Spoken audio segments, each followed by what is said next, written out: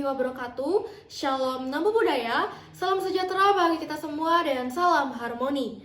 Perkenalkan, nama saya Niputu Gita Suci Maharani dengan NIM 2311011005 yang pada kesempatan kali ini akan mempraktekkan konseling kognitif dengan setting layanan konseling kelompok. Selamat pagi anak-anak. Pagi, Bu. Baik, bagaimana kabarnya hari ini? Baik. Baik, sesuai dengan sebelum-sebelumnya, untuk yang bertugas memimpin doa dipersilakan. Saya Ibu. Baik, doa akan saya pimpin. Marilah kita mulai dengan mengatur nafas, menarik nafas dalam-dalam, dan memusatkan hati serta pikiran kita pada saat ini. Ya Tuhan yang Maha Esa, kami bersyukur atas kesempatan yang Kau berikan kepada kami untuk berkumpul hari ini dalam suasana belajar dan berbagi ilmu. Terima kasih atas nikmat kesehatan, akal, dan semangat yang Kau limpahkan, sehingga kami dapat hadir di sini dengan penuh harapan. Kami mohon, berikanlah kami ketenangan hati dan kecerdian pikiran agar kami dapat menerima ilmu dengan baik dan mengaplikasikannya dalam kehidupan.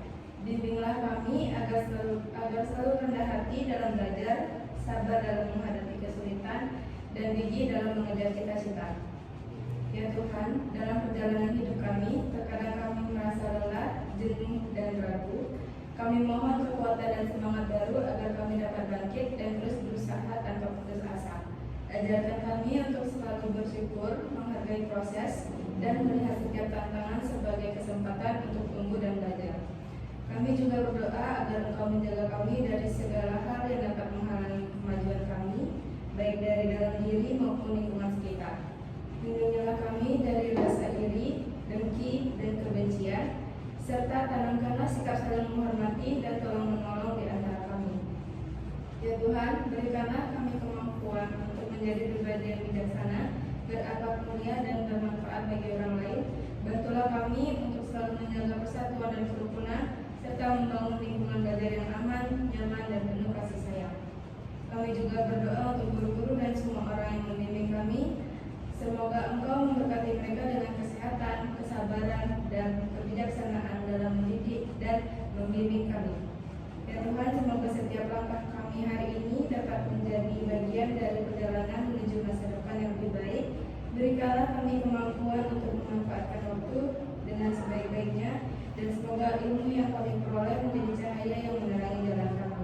Kami serahkan segala harapan dan doa ini kepadamu dengan penuh keyakinan dan keikhlasan. Amin. Doa dapat diakhiri.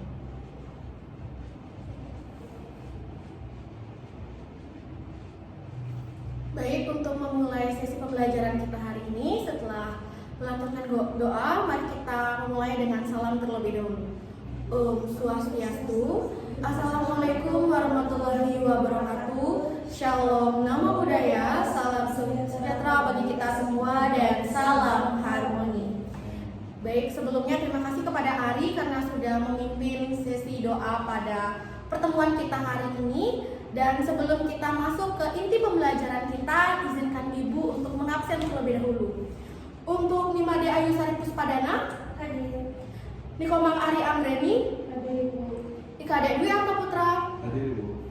Muradanan Jaya. Hadir, Ibu. Baik, terima kasih karena kalian sudah bisa hadir dengan lengkap pada pertemuan kita hari ini. Karena di sini kita akan membahas topik yang sangat menarik dan bahkan sering kita temukan pada kehidupan sehari-hari. Nah, jadi sebelum itu izinkan Ibu untuk bertanya kepada kalian bagaimana keadaannya atau perasaannya hari ini. Apakah sedang dalam suasana yang sedih, senang, ataupun sedang cemas karena sekarang kan kalian tengah memasuki ulangan tengah semester. Jadi apa yang kalian rasakan saat ini sebelum kita memulai sesi pembelajaran kita? Mungkin dari Ayu Sari bisa mengungkapkan. Baik, terima kasih atas waktunya Ibu. Kalau akhir-akhir ini kan sudah mulai memasuki minggu UAS, jadi saya sedikit merasa takut dan cemas akan UAS yang diberikan oleh dosen. Baik, terima kasih Ayu Sari sudah mau berpendapat. Dan Ibu harap di pertemuan kita yang selanjutnya lebih banyak lagi yang berani untuk mengungkapkan argumen dan pendapatnya. Nah, jadi di sini kita akan membahas topik yang sangat serius, bahkan sangat Ada yang tahu apa topik kita hari ini? Tidak, Ibu. Tidak, Ibu. Baik, jadi topik kita hari ini adalah bullying, yang dimana bullying itu sering dan sangat sering kita temukan pada lingkungan sekitar kita. Apakah benar seperti itu? Benar, Benar, Ibu. Ibu.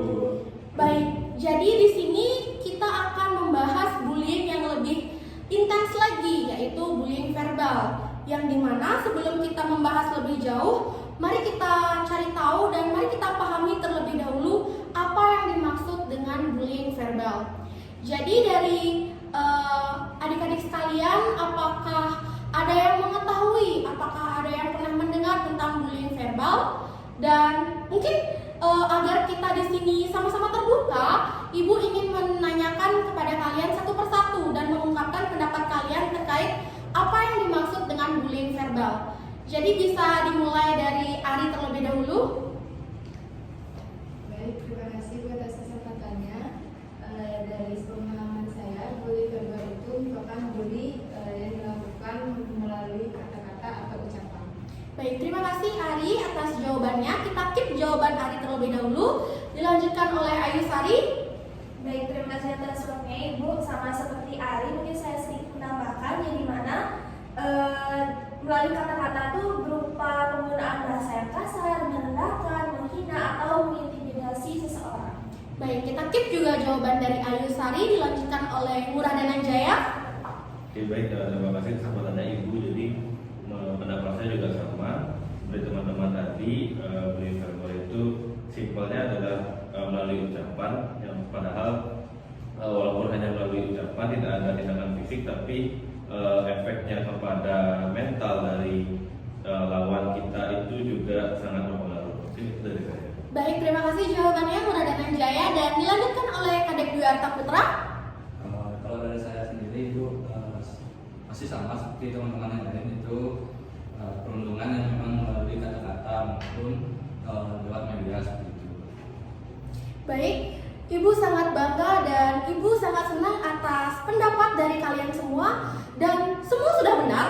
Jadi apa yang kalian ungkapkan itu memang benar. Bullying verbal itu adalah bentuk perundungan atau penindasan terhadap orang lain dengan menggunakan kata-kata yang menyakitkan, merendahkan, bahkan juga dapat mengancam bagi korbannya.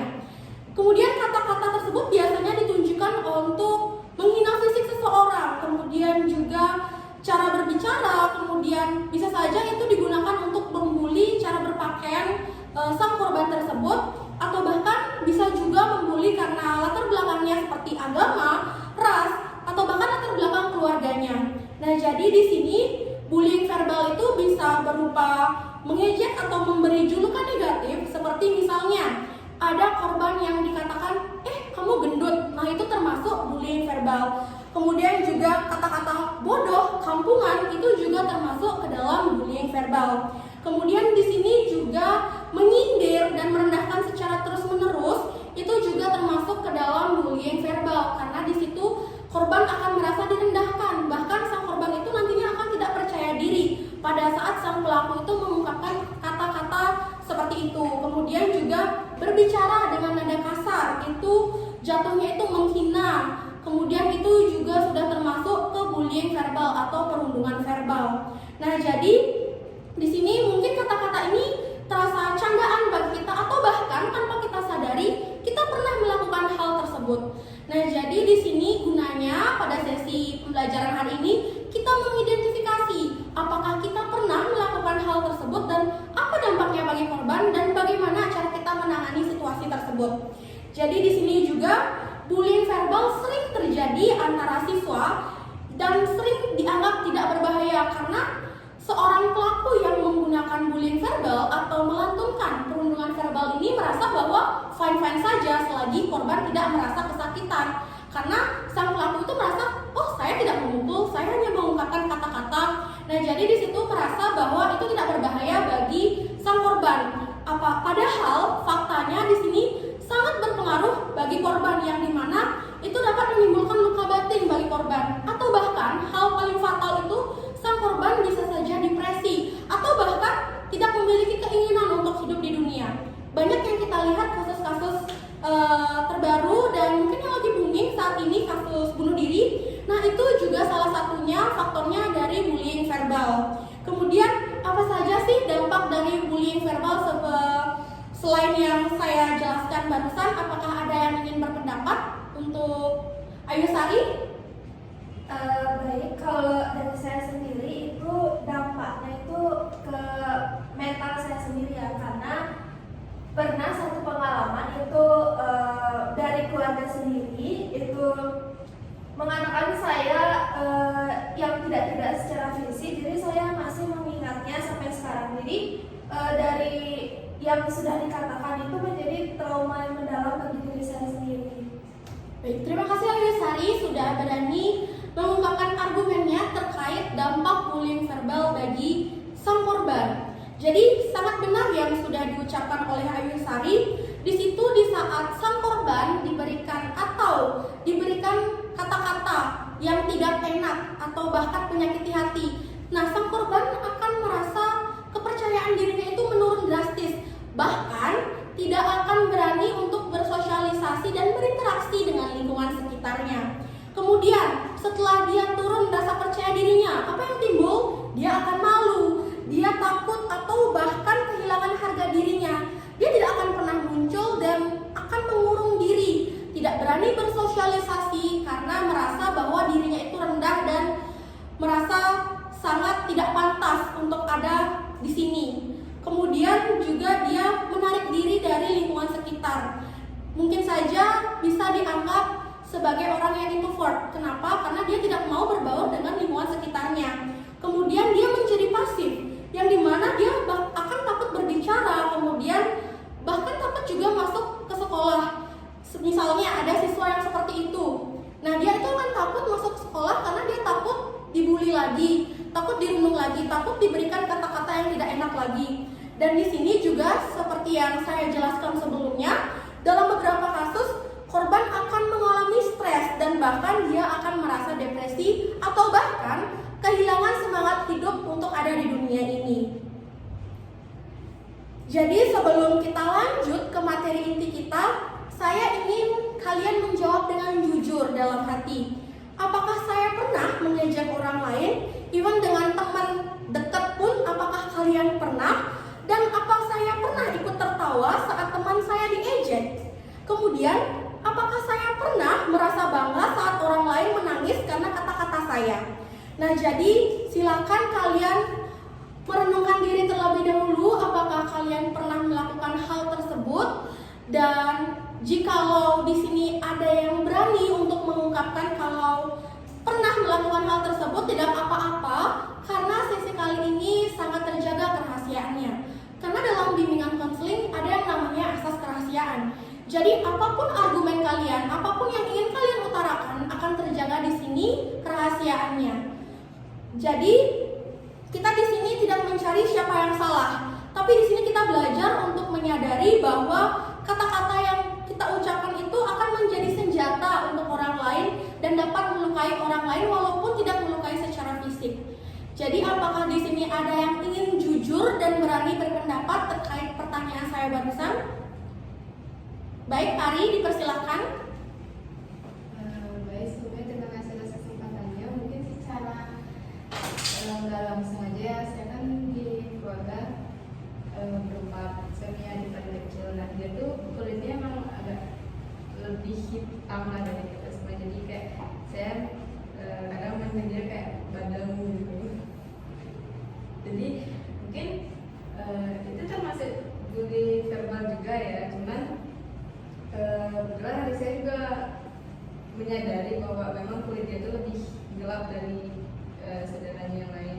Jadi mungkin dalam hatinya itu kayak terbesit, kenapa aku dibilang kayak gitu, padahal kayak sama persaudaraan. Itu sih Bu. Baik, terima kasih Ari karena sudah mengungkapkan pendapatnya dengan jujur, dan itu merupakan suatu kebanggaan pada diri Ari karena Ari sudah berani untuk mengungkapkan apa yang Ari rasa itu salah untuk diri Ari. Nah, jadi di sini seperti yang saya katakan sebelumnya, kita tidak mencari di sini siapa yang benar, siapa yang salah. Tapi bagaimana kita hari ini dapat mengubah pikiran-pikiran dan perilaku-perilaku kita yang seperti itu ke arah yang lebih positif lagi. Jadi di sini ibu ingin kalian memahami bahwa seseorang mengejek orang lain itu biasanya pikiran-pikiran yang muncul itu di kepalanya seperti yang dicontohkan tadi. Kalau bisa bikin orang ketawa, pasti kita disukai.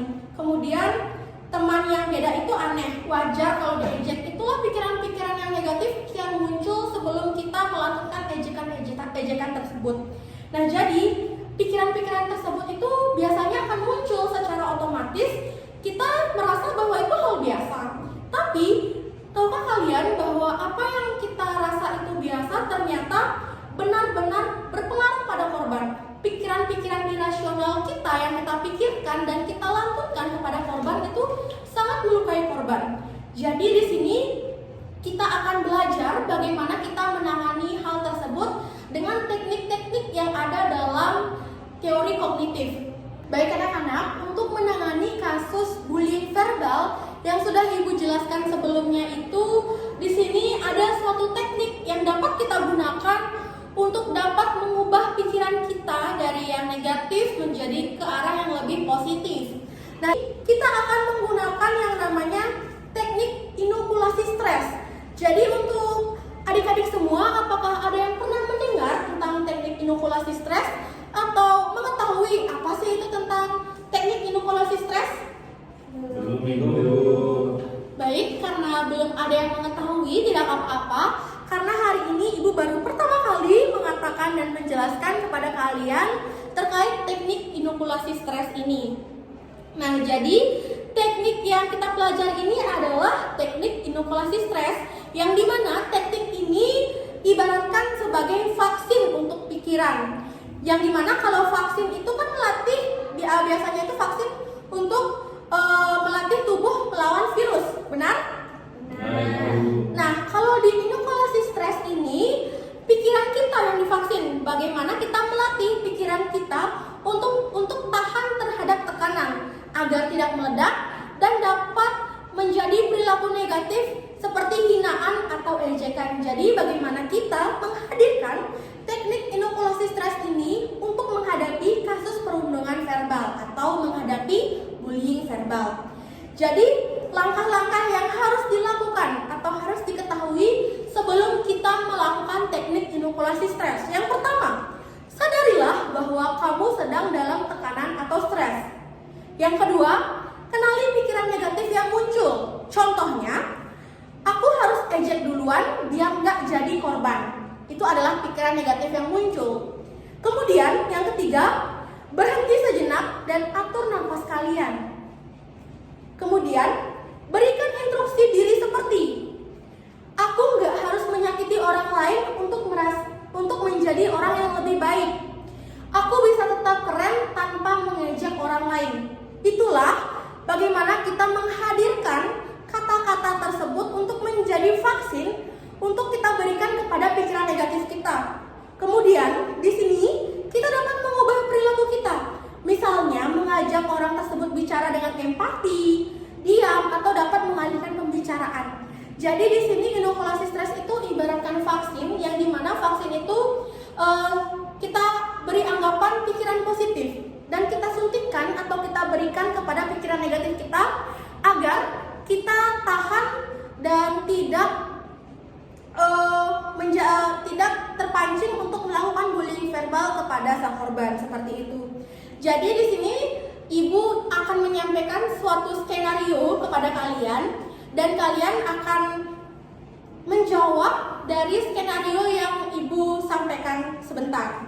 Jadi skenarionya itu, temanmu hari ini salah ucap saat membaca di depan kelas. Kemudian beberapa siswa tertawa. Kamu merasa ingin mengejeknya juga, tapi kamu ingat bahwa ada teknik inokulasi stres. Jadi pertanyaannya, yang pertama, apa yang kamu pikirkan saat itu? Yang kedua, apa tekanan yang mungkin kamu rasakan? Yang ketiga, kalimat apa yang bisa kamu ucapkan kepada dirimu sendiri? Apakah dapat dipahami ataukah harus Ibu ulang kembali pertanyaannya? Baik, di sini skenarionya, temanmu hari ini salah ucap saat saat membaca di depan kelas. Beberapa siswa tertawa. Kamu merasa ingin tertawa dan ingin mengejeknya juga. Tapi kamu ingat bahwa kamu sudah mempelajari teknik inokulasi stres. Yang pertama, apa yang kamu pikirkan saat itu? Sebelum memasukkan teknik inokulasi stres itu hadir. Kemudian, yang kedua, tekanan apa yang kamu rasakan pada saat kamu ingin melakukan bullying verbal tersebut atau ikut menertawakan temannya tersebut? Kemudian, yang ketiga, kalimat apa yang bisa kamu ucapkan kepada dirimu sendiri untuk menghindari tindakan bullying verbal tersebut? Jadi bagaimana inokulasi stres ini dapat hadir dan bagaimana reaksinya kepada pikiran kita untuk menghindari bullying verbal tersebut? Dapat dimengerti? Dapat Ibu. Baik, untuk yang menjawab dipersilahkan IKD WR Saputra. Baik, terima kasih atas waktunya Ibu. Melihat dari contoh kasus yang Ibu berikan tadi, mungkin sebelum